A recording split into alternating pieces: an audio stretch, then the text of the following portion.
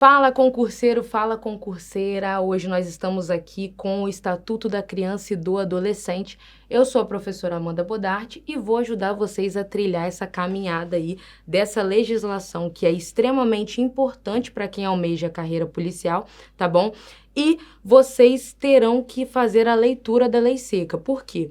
A Lei Seca é o que mais cai nas questões de Estatuto da Criança e do Adolescente, tá bom? Então, por mais que a gente traga o conteúdo para vocês todo esquematizado, não dispensa, não desobriga vocês da leitura, tá bom? Terão que fazer a leitura da Lei Seca. Eu trouxe a legislação para vocês com alguns apontamentos, com a parte doutrinária, que é muito importante, ok? Mas vocês terão que fazer a leitura da Lei Seca por questões de que é o que é mais cobrado, tá? E cai do jeitinho que tá na lei. E existem algumas pegadinhas que são feitas também, que é justamente com palavras. Trocam certas palavras da legislação, da Lei Seca, e você vai ter que conhecer a legislação para você saber se tá errado ou não, ou se tá certa ou não a sua questão, ok? Então vamos lá para o Estatuto da Criança e do Adolescente. O que é o ECRIAD, o antigo ECA? Olha só, gente, a gente tem aí a Lei 8.069, de 13 de julho de 1990, como está na sua tela, ok? E o Estatuto da Criança e do Adolescente, ele nasce por uma questão de efetivação de um mandamento constitucional, ok?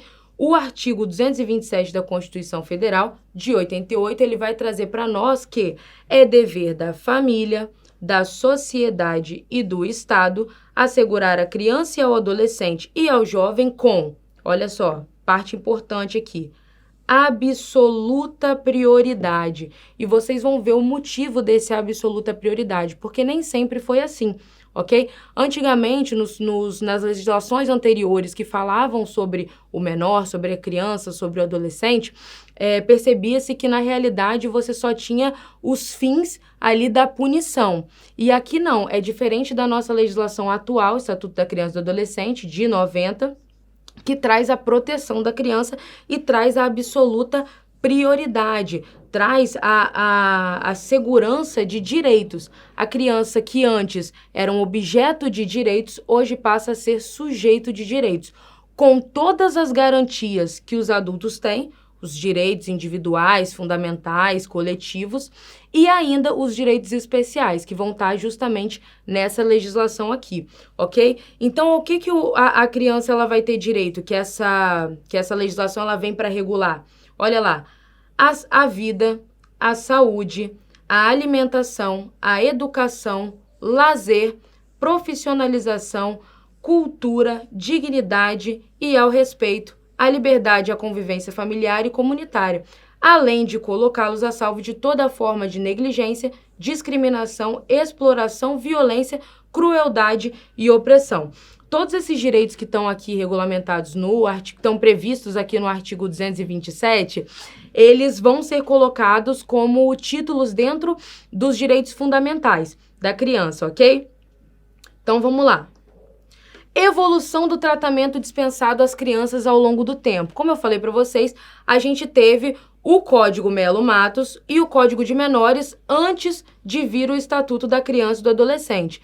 Esses dois últimos códigos, primeiro, eles não faziam uma diferenciação de quem era criança e quem era adolescente. Tratava-se tudo da mesma forma. Vocês vão ver que no Estatuto da Criança e do Adolescente, você vai ter ali de 0 a 12 anos a criança, e de 12 a 18 o adolescente. Lembrando que 12 anos é 12 anos incompletos, ok? 12 anos incompletos. E nos 18 anos também são 18 anos incompletos, porque quando você faz 18 anos, você já é adulto. Então, se, por exemplo, o ato infracional, né, na realidade, o ato ilícito, ele foi praticado no dia do seu aniversário de 18 anos, você já não é mais adolescente. Agora você é adulto e responde de acordo com as normas do direito penal, do Código Penal, ok? Então, a gente tinha antes o Código Melo Matos, de 1927, que ganhou esse apelido em homenagem a um juiz. Foi o primeiro juiz de menores do Brasil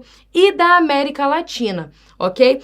Esse código, ele tratava o menor de idade sem diferenciação com relação aos outros sujeitos infratores, ou seja, a criança e o adolescente, o menor, ele respondia como se adulto fosse, ok? E muitas vezes não tinha essa diferenciação entre uma criança abandonada e criança em situação de delinquência. O que vai ter ali dentro do Código de Menores, que você vai ver que a situação vai vigorar a doutrina da situação irregular, onde o menor ele pode estar em situação irregular por ser um infrator ou por estar em uma situação de abandono, uma situação de maus tratos, ok? E é interessante essa questão também porque esses dois códigos, tanto o Código Melo Matos como o Código de Menores, eles só tutelam parte da população infanto-juvenil, somente quando essas crianças, esses adolescentes, eles estão em situação irregular.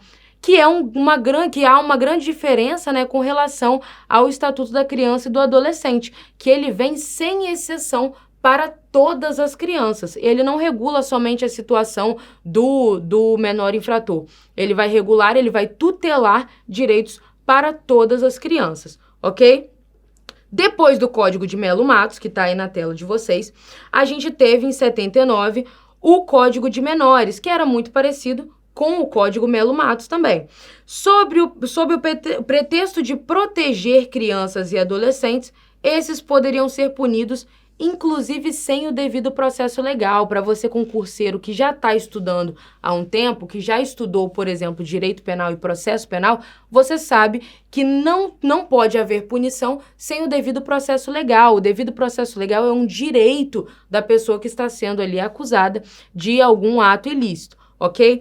E nessa época a gente não tinha essa previsão para os menores. Eles podiam ser punidos, inclusive, sem o devido processo legal, ok? Essa parte aqui é importante, ó. Adotava-se a doutrina da situação irregular. Isso aqui cai em prova. Isso aqui cai bastante em prova. Por quê? Porque hoje a gente tem a doutrina da proteção integral no Estatuto da Criança e do Adolescente. Então, pode ser feito um jogo de palavras aí para tentar te confundir em alguma questão de prova. Então, é importante que você conheça essa parte doutrinária também, tá bom? Então, adotava-se a doutrina da situação irregular, visando a regularização da situação de menores em situação de abandono ou de delinquência. E aí, logo no artigo 1º, você tinha, ó, esta lei trata da proteção e vigilância dos menores em situação irregular. Ou seja, eu estou tratando apenas de uma fração dos menores. Apenas uma fração. Eu não tutelo todos os menores. Eu estou protegendo e vigiando, veja bem, proteção e vigilância dos menores em situação irregular, ok? Então, os outros menores, eles eram objetos de direito, né? Na verdade, todos os menores nessa época eram objetos de direito e não sujeitos de direito, ok? Como a gente vê agora no nosso Estatuto da Criança e do Adolescente. A doutrina da situação irregular, nela, os menores apenas são sujeitos de direito ou merecem consideração judicial quando se encontram em uma situação irregular. Exatamente aquilo que a gente falou agora. Apenas uma fração era observada. Quem? Os menores que estavam em situação irregular, ok? Essa doutrina, ela não analisava as origens das condutas anormais dos menores, preocupando-se apenas com o quê? Com as consequências geradas, ou seja, com os atos cometidos. Os atos ilícitos, os atos infracionais, né? Porque a gente vai ver um pouquinho mais pra frente que o menor, por exemplo, não comete crime. Ele comete ato infracional, análogo ao crime, ok? E isso era nada mais, nada menos do que uma desculpa, mais uma desculpa, né, para a criminalização da pobreza. Que a gente sabe que muitas vezes a gente tem até hoje, né, reflexos de um passado recente, né, não tão passado assim, e onde havia a criminalização da pobreza. Olha só, a internação nada mais era do que uma sanção privativa da liberdade, oriunda muitas vezes da inexistência de recursos. Ponto muito importante, porque antigamente essa inexistência de recursos, ela era motivo para, por exemplo, destituir os pais do seu poder familiar, antigamente chamado de pátrio poder, né? Ó, inexistência de recursos. Importante isso aqui. Hoje em dia, a gente tem, inclusive, a previsão expressa dentro da legislação específica do Estatuto da Criança e do Adolescente de que a inexistência de recursos, ela não é motivo suficiente para ensejar a perda do poder familiar, tá bom? Então, isso é muito importante. Olha só, então, quem que eram essas pessoas que estavam em situação irregular? Certo? Porque eu falei que a legislação, ela pegava apenas parte dos menores, os menores que se encontravam em situação irregular. Mas o que que era essa situação irregular? Quem estava nessa situação irregular? O Estatuto da Criança e do Adolescente veio estabelecer que, muito mais do que merecedores de cuidados, as crianças e os adolescentes são pessoas em desenvolvimento que precisam ser vistas como titulares de direitos. Pessoas em desenvolvimento, a gente vai ter, inclusive, previsto dentro do artigo 6º a condição peculiar de pessoa em desenvolvimento. Então, agora, os menores, eles passam a ser vistos como pessoas em desenvolvimento, ok?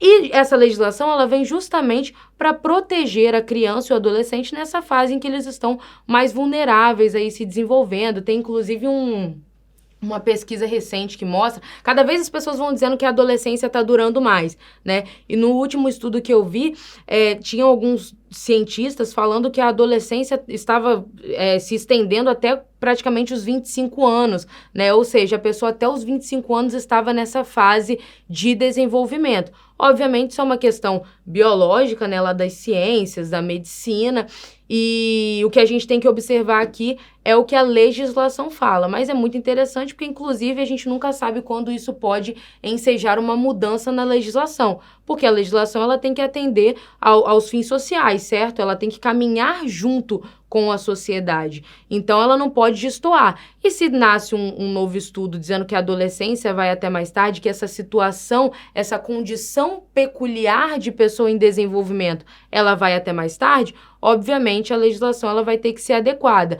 Ou diferente, né? A gente tem algumas pessoas que são adeptas do posicionamento de que tem que ser reduzida a maioridade penal, né, para os 16 anos. Então, se ficar realmente comprovado que a pessoa com 16 anos, né, a partir de 16 anos já tem esse desenvolvimento completo, né, e já poderia estar sujeita a uma pena, a uma punição através do Código Penal e não do Estatuto da Criança e do Adolescente, aí isso poderia ser alterado, obviamente, mas a legislação a gente tem que sempre se atentar de que ela não pode andar sozinha, né? A interdisciplinariedade ela é muito importante, porque os profissionais da área do direito, né, do legislativo, não sabem tudo. Então, a gente precisa buscar lá em outras disciplinas para saber como que a gente vai regulamentar a situação dessas pessoas aqui. Então, essa condição de pessoa em desenvolvimento, ela vai ter um viés muito forte dentro do nosso Estatuto da Criança e do Adolescente, tá bom? E olha só, elas vão possuir os mesmos direitos destinados aos adultos e ainda alguns direitos especiais, tais como o direito de brincar, sim. Olha só, quando a gente traz uma legislação específica, por exemplo, o Estatuto da Criança e do Adolescente, isso não vai anular os outros direitos que todas as pessoas possuem, certo? Então, a gente vai ter aí a Constituição Federal, prevendo diversos direitos individuais, coletivos, ok? E que as crianças também vão ter esses direitos. A gente vai ter o Código de Processo Penal, principalmente para quem quer carreira policial aí, a gente tem que ficar atento nisso, porque a pessoa, o menor, certo? O menor infrator, ele vai ter o quê? Ele vai ter os direitos assegurados da Constituição, ele vai ter os direitos assegurados do Código de Processo Penal e ele vai ter ainda os direitos especiais, que são aí os direitos que estão dentro do Estatuto da Criança e do Adolescente, ok? Então, ele vai ter, além dos direitos previstos na legislação constitucional e infraconstitucional, vai ter também os direitos especiais, que vão ser somente deles, o direito de brincar, ok? Então, a gente sai de uma época de doutrina da situação irregular, onde somente uma fração dos menores tinha o olhar do Estado, tinha a tutela do Estado, e no sentido de correção, muitas vezes, de punição, ok? E a gente passa para a doutrina da proteção integral, que inclusive está prevista dentro do primeiro artigo do Estatuto da Criança e do Adolescente. ok? E lá na Constituição Federal também, como nós vimos, ó, no artigo 227, que prevê, que traz a previsão pra gente, né, do Estatuto da Criança e do Adolescente, ele vai dizer que esses direitos têm que ser assegurados com absoluta prioridade, tá? É mais um princípio aí. Proteção integral com absoluta prioridade. Então, quem eram aí os menores em situação irregular? Para essa legislação, a gente tinha, ó, que considerava-se em situação irregular a criança ou adolescente, olha lá, privado de condições essenciais à sua subsistência. O que a gente falou anteriormente? Hoje não é mais motivo de não ter recursos financeiros, né, para a perda do poder familiar. Aqui já era. Então, ó, o indivíduo que estava privado de condições essenciais à sua subsistência, saúde, instrução obrigatória, ainda que eventualmente em razão de, por exemplo, omissão ou impossibilidade dos pais ou responsáveis, ou seja, se os seus pais, naquela época, não tinham condições, recursos financeiros para prover, você já se considerava em situação irregular, ok? Também, as vítimas de maus tratos ou castigos imoderados impostos pelos pais ou responsáveis, o autor de infração penal e pessoas, indivíduos, né, menores em perigo moral devido a encontrar-se em ambiente contrário aos bons costumes, tá? Isso aí, essa questão do contrário aos bons costumes, o que são bons costumes, né? Hoje em dia a sociedade ela vai mudando e a legislação ela vai se adaptando. Antigamente, nas legislações antigas, você tinha a mulher honesta, né? E hoje em dia você não tem mais essa previsão dentro do Código Civil, do Código Penal. Você tinha diversas situações antes que eram ligadas a valores, né? E cada vez parece que a legislação ela tem se distanciado mais dessas questões, como posso dizer, dessas questões de valores, né, de juízo de valor, e ela tem vindo mais para uma questão técnica, ok? Então, isso tem que ser observado. E aí, o Estatuto da Criança e do Adolescente, ela vai verificar, vai estar atenta aí a essas pessoas em desenvolvimento, né, com essa condição peculiar de pessoa em desenvolvimento. E aí, se inicia a fase da proteção integral com a garantia de direitos, objetivando proteger todas as crianças e não apenas uma fração das crianças aí que estão em situação de abandono, delinquência, ausência de recursos financeiros, ok? Esquematizado para vocês verem. Joga na tela, produção. Olha só, doutrina da proteção integral. Ela vem aí com o Estatuto da Criança e do Adolescente, tornando as crianças e adolescentes sujeitos de direitos, já que antes elas eram, ó, objeto de direitos. Ser objeto de direitos implica o quê?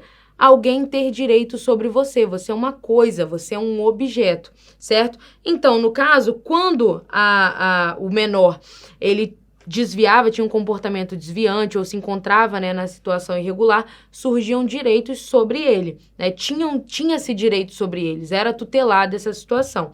E agora não. Agora ele se torna um sujeito de direitos, ou seja, ele não é mais objeto, agora ele é o dono do direito, inclusive com previsões legais para caso eles não sejam efetivados, tá? E as pessoas respondem por isso. Eu tenho a proteção da ordem jurídica caso esses direitos não sejam efetivados. E cada vez mais vem aumentando o arcabouço legislativo nesse sentido, ok? E as crianças e adolescentes, então, passam da condição de objetos para possuidores de direitos, ok? A doutrina da proteção integral assenta-se basicamente em 3 princípios. E olha só, estou na dúvida. Surgiu uma questão de prova e eu fiquei na dúvida. O que eu preciso pensar? O que eu preciso ter em mente? 3 princípios básicos. Primeiro, agora ele é sujeito de direitos. Ele não é mais objeto de direitos, ok? Segunda, esses direitos têm que ser fornecidos a eles, a esses menores, com absoluta prioridade. E a gente vai trabalhar um pouquinho para frente o que seria essa absoluta prioridade, tá? E ainda respeitando-se a condição peculiar de pessoa em desenvolvimento, certo? Tem que ser levado em consideração essa condição peculiar de pessoa em desenvolvimento.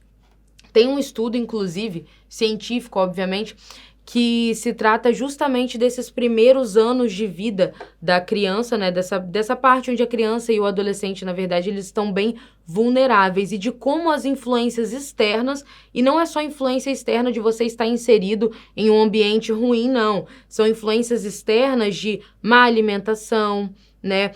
Ausência de cuidados básicos, ausência de vínculos afetivos, e como que isso mexe na genética da pessoa, sim, né? Mexeria através dessa pesquisa. Tem algumas pesquisas que comprovam, né, que existe o que é chamado de epigenética, né? Então, através das influências externas, o comportamento interno da pessoa poderia estar sendo alterado aí por falta de nutrição nos 3 primeiros anos de vida, né? A ausência de um vínculo afetivo com uma pessoa que seja referência, não precisa ser necessariamente a mãe, né? E aí o legislador, ele conscientemente ou inconscientemente, ele traz todo esse arcabouço de proteção para esses menores, justamente visando a proteção dessas crianças para que elas tenham o melhor desenvolvimento possível, porque isso lá na frente pode acarretar, inclusive, com o menor se tornando um infrator. Quanto mais você garante esses direitos aqui, bem no comecinho da vida do menor, você reduz as possibilidades dele se tornar um infrator lá na frente, ok? Condição peculiar de pessoa em desenvolvimento. Olha só, crianças e adolescentes estão em período de mudança. A criança está conhecendo o mundo pela primeira vez, certo? E o adolescente está mudando o mundo dele, né? Está tendo novas experiências, enfim, está se desenvolvendo. E eles estão em um período de alterações biopsicossociais e que são detentores de todos os direitos que possuem os adultos, como a gente falou, os lá da Constituição Federal, os lá do CPP, no caso dele infringir alguma norma, e mais os especiais do CRIAD, ok? Ao seu ciclo de vida, a sua idade. Por quê? Por que a sua idade? Porque aqui no CRIAD a gente vai ter uma diferenciação, lembra? De 0 a 12 e de 12 a 18. Ambos aqui incompletos. Eita! Errou. Cadê a borracha? Ambos aqui Aí, foi pra borracha de novo. Incompletos. Contra a tecnologia, né? Terrível. Show? Beleza, então. 0 a 12 e 12 a 18 incompletos. Porque, olha só, cada um vai ser regulamentado conforme a sua idade, porque crianças e adolescentes não são iguais, eles são diferentes, estão em momentos da vida diferentes. Então, isso tem que ser observado e foi observado pelo legislador, certo? Nos últimos anos, foram realizados diversos aprimoramentos, dentre os quais se destacam: a legislação, ela é viva, ok? Então, a lei, quando ela é formada, quando ela entra em vigor, ela pode a qualquer momento ser alterada. Podem ser suprimidos artigos quando eles não estão mais de acordo não se encontram de acordo, né, na realidade, com a Constituição Federal, são considerados inconstitucionais, certo? Então, a legislação ela pode ser alterada a qualquer tempo. Surgiu, então, a necessidade de você regulamentar a execução das medidas socioeducativas. Porque o adolescente, quando ele infringe uma lei, ele comete um ato infracional, certo? E não um crime, e ele vai ter uma medida socioeducativa, certo? Essa medida socioeducativa, ela pode ser em regime de internação. E essa internação seria aí semelhante à privação da liberdade, né? Uma reclusão aí. Então, essa lei institui a Lei 12.594, ela institui o Sistema Nacional de Atendimento Socioeducativo, SINASE, que vai regulamentar o quê? A execução das medidas socioeducativas destinadas ao adolescente que pratique o ato infracional. Sabe a LEP, a Lei de Execução Penal, lá do direito penal? Seria a LEP daqui, né? Seria a legislação que vai justamente regulamentar a execução das medidas socioeducativas, ok? E ela ingressou como aí uma alteração dentro do Estatuto da Criança e do Adolescente. A Lei Menino Bernardo, a Lei da Palmada, olha só, muito importante essa legislação aqui, tá bom? Porque as pessoas, elas muitas vezes criticam, agora eu não posso bater no meu filho para educar. Veja bem, nunca pôde, porque a gente tem aí a previsão do 129, né, de lesão corporal, que é crime tipificado no Código Penal, e temos também o 136, que fala justamente dessa situação relacionada a menores, né? Então, olha só, a Lei Menino Bernardo, inclusive, ela não prevê crime, tá? Ela não prevê crime. Ela só assegura, né, estabelece o direito da criança e do adolescente de ser educado sem... E eu apaguei de novo. Sem o uso de castigos físicos, ok? Ela só estabelece esse direito, beleza? Próxima alteração aí que houve, a Lei da Primeira Infância, olha lá, que implica o dever do Estado de estabelecer políticas, planos, programas e serviços para a primeira infância que atendam às especificidades dessa faixa etária, visando garantir o seu desenvolvimento integral. Mais uma vez aí o legislador, conscientemente ou inconscientemente, atendendo a essa situação, essa necessidade dos menores, principalmente nos primeiros anos de vida, de terem aí uma atenção, um cuidado de perto para o seu desenvolvimento, ok? E a lei que instituiu a escuta especializada, 13.431, em 2017, que estabelece o sistema de garantia de direitos à criança e do adolescente, vítima ou testemunha de violência, alterando o estatuto, certo, da criança e do adolescente. E a gente vai ver isso um pouquinho mais pra frente, ok? Beleza. A parte doutrinária é basicamente essa, que você precisa saber para você começar a estudar o Estatuto da Criança e do Adolescente, começar o seu estudo da Lei Seca. Então, vamos conhecer o Estatuto da Criança e do Adolescente?